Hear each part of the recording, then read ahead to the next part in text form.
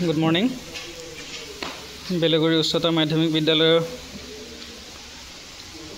class 11 or 3 গৰাকী ছাত্ৰীয়ে আমাৰ বিদ্যালয়তে উপলব্ধ কিছু আলতীয়া মাটিৰে এটা চৌকা নিৰ্মাণ কৰি উলাইছে।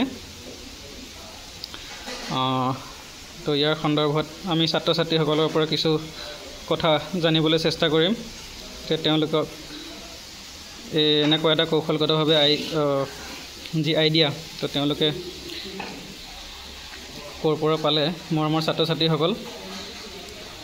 আমি দেখিবলৈ পাইছোঁ তোমালোকে ইয়াতে এটা ধুনীয়া চৌকা তৈয়াৰ কৰি উলাইছে। তো ইয়াৰ ওপৰত তোমালোকে কি ক'ব বিচাৰিবা? নমস্কাৰ, মোৰ নাম শ্ৰীমতী পদ্মশ্ৰীতা দাস।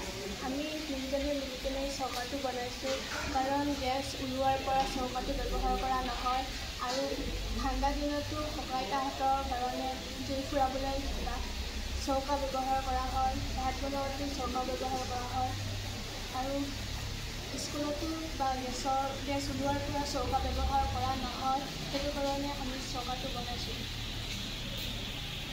ঠিক আছে, তোমালোকে কিবা ক'ব বিচাৰিবা?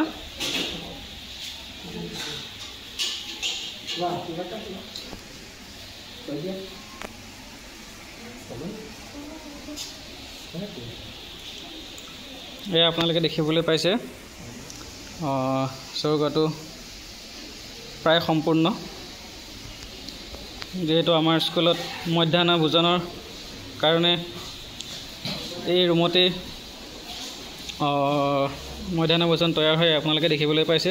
ইয়াতে আমাৰ এটা এনেকুৱা পাৰ্মানেণ্ট বা এনেকুৱা মাটিৰ চৌকা এটাৰ অভাৱ, য'ত নেকি সৰু সৰু বস্তুবিলাক বনাবলৈ দৰকাৰ হয়। গতিকে এই কথা মনত ৰাখি আমাৰ মৰমৰ ছাত্ৰ ছাত্ৰীসকলে নিজ হাতেৰে এটা ধুনীয়াকৈ চৌকা তৈয়াৰ কৰি উলাইছে। তাৰ বাবে আমাৰ ছাত্ৰ ছাত্ৰীসকলক আমাৰ স্কুলৰ ফালৰ পৰা ধন্যবাদ জ্ঞাপন কৰিলোঁ। এনে কৌশলগত কাম তেওঁলোকে আগলৈ কৰি যাওক, তাৰে কামনাৰে ছাত্ৰ ছাত্ৰীসকলক ধন্যবাদ।